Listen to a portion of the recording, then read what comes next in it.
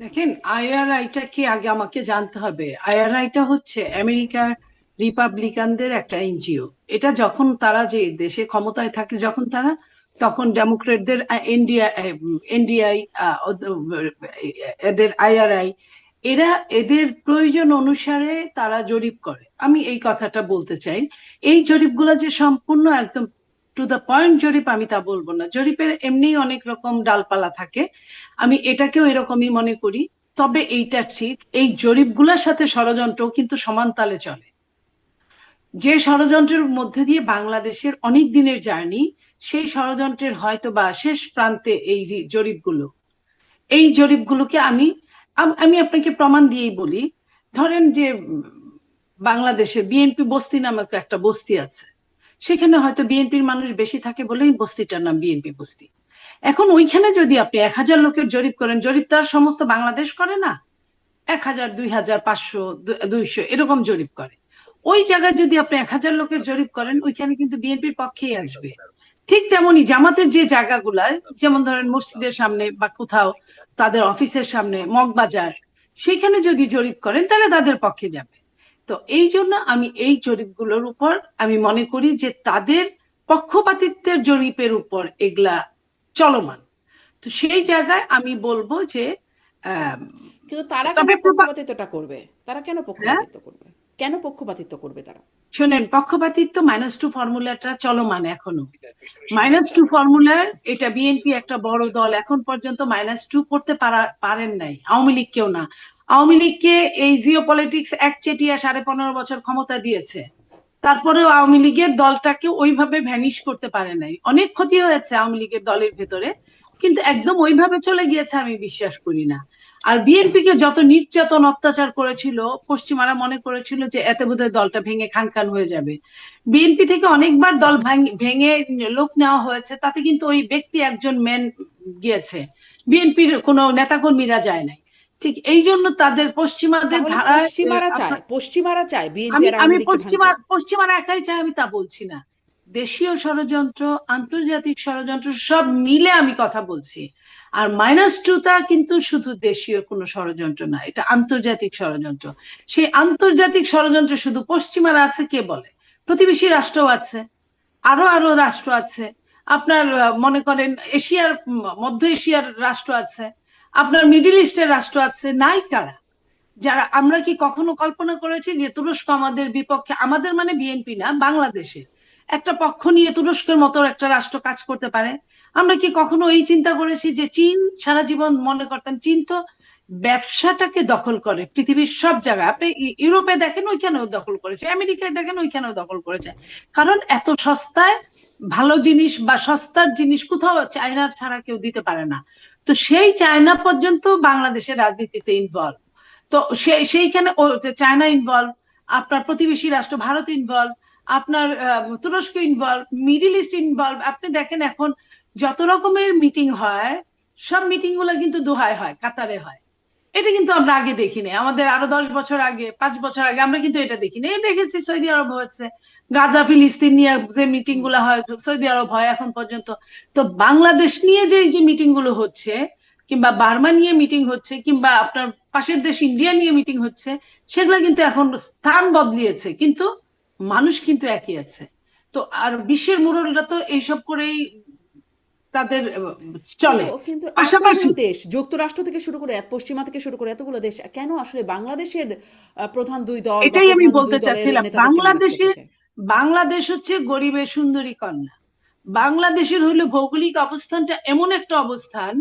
আমি আপনাকে বলি যে যখন আপনার পশ্চিমারা, যে আপনার পাকিস্তানে বন্ধুত্ব করলো, পাকিস্তানে বসে বসে বসে বসে আফগানিস্তান ধ্বংস করলো, ইরাকের সমস্যা করলো, তার পাকিস্তানের বর্ডার এরিয়া গুলা, তারপরে কি করলো, পাকিস্তানকে খেয়ে দে কটকটি বানায় বের হলো। ঠিক তেমনি ইরাকের একটা সময় সাদ্দামের সঙ্গে খুব ভালো সম্পর্ক ছিল, সাদ্দামকে দিয়ে এটা সেটা অন্যান্য আপনার মিডিল ইস্টে সমস্যা সৃষ্টি করলো, করে সাদ্দামকে কুইট করে বের হলো। একই অবস্থা লিবিয়ায় গাদ্দাফিকেও আমরা তাই দেখলাম। তো এই একই অবস্থায়, আর মুরলরা যেদিকে থাকে ওইদিকে ছোট ছোট রাষ্ট্রগুলো না থেকে কোনো উপায় নাই, সবাই কেন, কেউ কেউ না বুঝে নিজের অস্তিত্বকে টিকিয়ে রাখার জন্য হয়তো তাদের হুম। সাথে হ্যাঁ হ্যাঁ করতে হয়। অনেক সময় এই যে যেমন ধরেন ভুটানের ভুটানের রাষ্ট্রপ্রধান হঠাৎ করে বাংলাদেশে আসলো, তার তো এই সময় আসার কথা না। বাংলাদেশে তো কোনো আপনার নির্বাচিত সরকার নাই, তার আসার কথা নিশ্চয়ই কোনো সে আপনার কারো মেসেজ নিয়ে আসছে বা মেসেজ নিয়ে চলে গেছে, এরকম হতেই পারে। তো এই জায়গাগুলো আমরা অন্যান্য জায়গায় পড়া এইসব পড়ে টরে আমরা এইটুকু আন্দাজ করতে পারি। আমি কনফার্ম কিছু বললাম তা না, হুম হুম। আমি তার আন্দাজ মানে কি করলাম যে দিক থেকে। আপনার আন্দাজ এরকম যে বাংলাদেশকে এখন সেই কটকটি বানানোর প্রক্রিয়া চলছে? অবশ্যই। আপনি জি। মনে করেন যেদিন বার্মা অ্যাক্ট হয়েছে ওই দিনই বুঝতে হবে হুম যে বাংলাদেশকে ভীষণভাবে দরকার। যদি তাই না হয়, আবার আপনি ধরেন নর্থ বেঙ্গলে আপনার হুম। অনেকটুকু কিন্তু অনেক কিলোমিটার পাশের দেশ কিন্তু চলে এসেছে, অথচ এগুলা নিয়ে কোনো রিপোর্ট হয় না, কিছুই হয় না। তা আমাদের তো এমনি 56,800 বর্গ মাইল একটা জায়গা, হুম। সেটাও অনেক দখল হয়ে গেছে। 56,000 আছে কিনা সন্দেহ আছে। তার মধ্যে থেকে যদি আপনার 100 কিলো, 70 কিলো, 60 কিলো যদি বর্গ কিলো মাইল দখল দখল হয়ে যায়, তাহলে তো এটা এটা মরার উপর খাড়ার খাছাড়া আর জি, কিছুই না। নিরুপা চৌধুরী তাহলে অনেক এখন ধন্যবাদ কি আপনাকে। হচ্ছে, আমি এটা আমাদের হ্যাঁ। একটা ব্যাপার। না, আসলে আমরা যখন নিজেরা কথা বলে সমাধান করতে পারি না বা যৌক্তিক জিনিসটাকে যৌক্তিকভাবে সমাধান করি না, এটা আওয়ামী লীগ বিএনপি বা চারটা দল মিলেই করেছে। 2006-এও হয়েছে, 14-তেও একই হয়েছে, 24-এও হয়েছে, এখনো তাই হলো। তো এতবার যখন আমরা নিজেরা এক হতে পারি না, দেশের স্বার্থে ঐক্যমত সৃষ্টি করতে পারি না, তখন স্বাভাবিকভাবেই এখানে অনেকেই নাক গলানোর সুযোগ পায়। এবং বাংলাদেশে হাই কমিশনার অ্যাম্বাসেডররা যে পরিমাণ ইন্টারনাল ম্যাটার্সে আমরা অ্যালাউ করি, এটা পৃথিবীর আর কোনো দেশে মনে হয় কেউ করে না। এবং আমি মনে করি এটার মাধ্যমে তো আমাদের দেশের ঐক্যমতেরও একটা ঘাটতি দেখায়, সোভারেন্টির ইস্যু আসে। আর মাঝে যেই সরকার আসে সেই অপোজিশনের উপর এত অপ্রেসিভ হয় যে অপোজিশন অপোজিশন যে কোনো মূল্যে তাকে সরানো ছাড়া আর কোনো বিকল্প থাকে না। অথবা যেই সরকার আসে সে অপোজিশনে যেতে এত ভয় পায় যে সে যে কোনো মূল্যে সরকারে থাকতে চায়। তো এই যে কোনো মূল্যের মধ্যে কখনো কখনো ল্যান্ড সোভারেন্টি, ইন্টারন্যাশনাল ট্রেড, এগুলো থেকে থাকে। যেমন এখন এই যে করিডোর, আমাদের বন্দর নিয়ে একটা বেশ অভিযোগ উঠছে যে এত তড়িঘড়ি করে বন্দর কেন দেয়া হলো। যদি ভোট ফেব্রুয়ারিতে হয়, এগুলো নির্বাচিত সরকার করবে, নন ডিসক্লোজার ক্লজ দিয়ে চুক্তি করা হয়েছে। তো সেগুলোর মধ্যেও তো অনেক প্রশ্ন থাকে, মানে এটা আলোচনাও হয়নি, সবার সামনে ওপেন করা হয়নি, ডিসকাশন হয়নি, যে লম্বা প্রসেসে করার কথা শর্টকাট করে ফেলেছে। এর মাধ্যমে সরকার কিন্তু ওই যে একটা আনুগত্য দেখানোর কৌশল আছে। বর্তমান সরকার করিডোর দিতে চেয়েছিল, আমাদের ভুলে গেলে হবে না।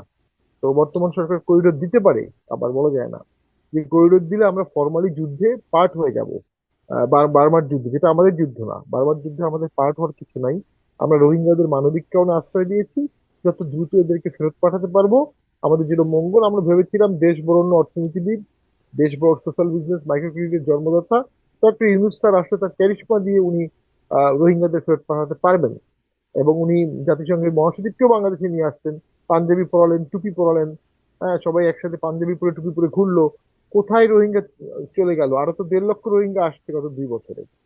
রোহিঙ্গা তো গেলই না, ত্রাণও এইটও বাড়লো না, উল্টো করিডোরের আলাপ শুরু হয়ে গেল।